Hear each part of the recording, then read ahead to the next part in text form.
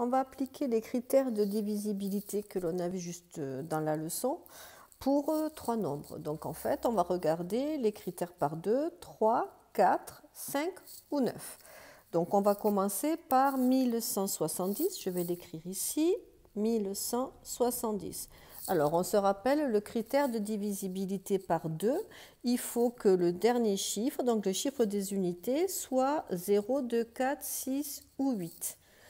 Donc c'est un nombre pair. Conclusion, ici, le nombre se termine par 0, donc on va marquer le chiffre des unités. Le chiffre des unités est 0. Donc, 1170 est divisible par 2. Mais aussi, on a un critère, le critère par 5, qui nous dit que le chiffre des unités doit être 0 ou 5. Conclusion, 1170 est divisible par 2 et par 5. On a fait 2 et 5. En fait, ce sont des critères qui vont ensemble, 2 et 5. Après, il y a d'autres critères, le 3 et le 9. C'est exactement la même chose. Donc, que vous dit le critère de 3 ou le critère de 9? Il faut que la somme des chiffres soit un multiple de 3 ou de 9. Donc, si on fait 1170, les chiffres, c'est 1, plus 1, plus 7, plus 0. Ce qui nous donne 9. 7 et 2, 9. 9 est dans la table de 3 et de 9. Donc, 9 est dans la table de 3 et de 9. Je vais monter un peu. Donc, 1170 est divisible par 3 et par 9. Dernier critère, c'est le critère par 4. Il est peut-être un peu moins facile.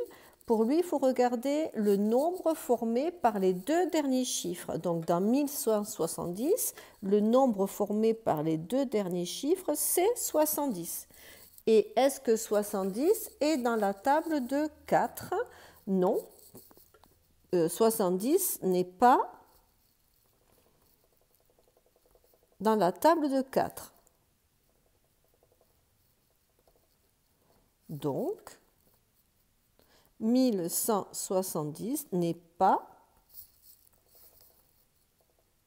divisible par 4. Donc, au final, parmi les nombres qui étaient cités, 1170 est divisible par 2, par 5, par 3 et par 9, et pas par 4. On va continuer pour appliquer ces critères de divisibilité. En fait, ils vous permettent simplement de ne pas poser la division, de 1170 par 3, par 9 et par 4. Donc, on gagne du temps, ça va quand même nettement plus vite. On fait avec 115, je ne vais pas tout détailler puisque c'est exactement la même chose. Le chiffre des unités est 5.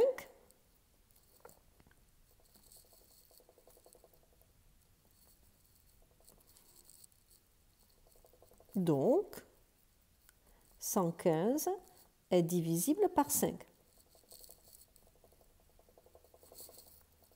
Par 5, mais pas par 2.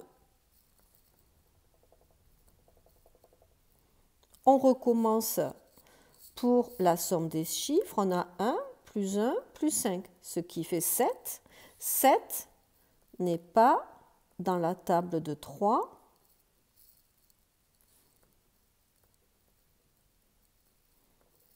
De 3 ni de 9. Donc, 115 n'est pas divisible par 3 et 9. Et le dernier, 115, on va prendre le nombre formé par les deux derniers chiffres. Je vais monter un peu, c'est 15. Et 15 n'est pas dans la table de 4. 15 n'est pas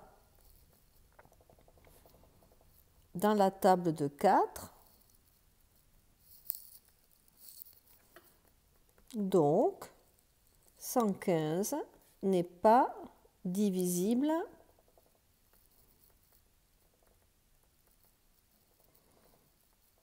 par 4. Donc au final, 115, il est simplement divisible par 5 parmi 2, 3, 4, 5 ou 9. Ben, je vais écrire un peu en dessous pour 542. Je vais l'écrire ici. Donc 542, on refait pareil. 542, le dernier chiffre, les unités, le chiffre des unités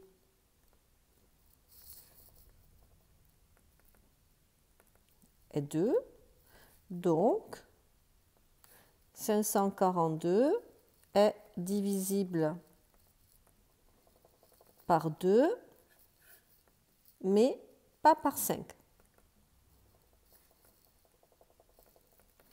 On va regarder pour 3 ou 9. Si on fait 5 plus 4 plus 2, 5 et 4, 9, 9 et 2, 11.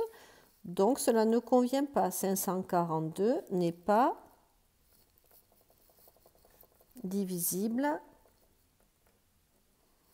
par 3 et par 9. Et le dernier, c'est pour 4.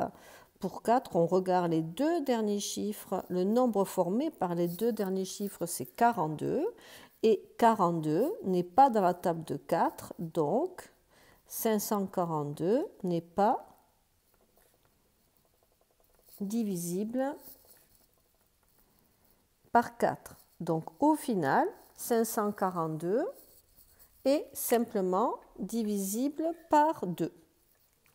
Donc ces critères de divisibilité, je le rappelle, en fait, ça va très très vite pour 2, 3, 4, 5 ou 9. Et si on veut savoir si un nombre, par exemple, est divisé par 17, il n'y a pas de critère facile. Il faut faire la division euclidienne par 17 et regarder si le reste est égal à 0.